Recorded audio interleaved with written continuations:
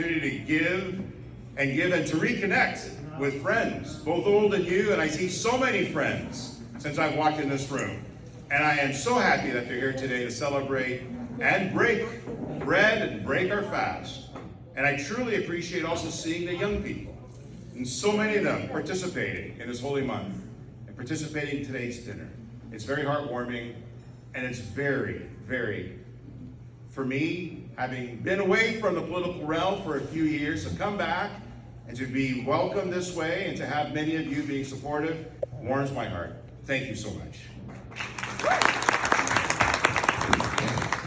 And I'm proud especially to represent a large part of the Muslim community in Mississauga Lakeshore as well. The contributions of the Muslim community has made Mississauga and all of Canada that much more warm, and it's immeasurable, the contributions made by the community. From business to education, healthcare, arts and culture, to service and philanthropy, Muslim Canadians have enriched our society, and it's made it more vibrant, more diverse, and more prosperous. Ramadan is a special time, of course, to show gratitude to many blessings that we share and reflect on the values of peace, compassion, and generosity. And these values have helped us through very challenging times these past few years, and will continue to help us. This attitude, this way of being, will help us recover and get past some of the struggles that we experienced during the pandemic as we look ahead with more optimism and hope. It also reminds us of the great importance of giving back to our community. During this holy month, we should all reflect on our blessings and consider how we can use our resources and talents to make a positive impact on the world all around us. Through acts of charity, service, and kindness, we can make a real difference in the lives of those who are less fortunate and help to build, again, a more strong and compassionate society. And Muslim Canadians have long been at the forefront of this effort. And Ramadan provides a powerful reminder of your contributions to our country. Every day, you help to build a better Canada by giving back to those less fortunate, by your contributions, by volunteering to those important causes, and through your consistent acts of kindness to your community and our neighbors. And as we come together tonight to break our fast, let us take the opportunity that Ramadan provides us to celebrate that which makes Canada unique, and to remember our collective responsibilities to fight Islamophobia and discrimination in all its forms.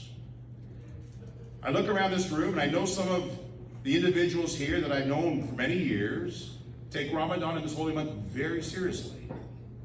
They take time to reflect, to isolate, so that they can take stock in the things that are most important, by way of family, by way of friendship, by way of our contributions to our society.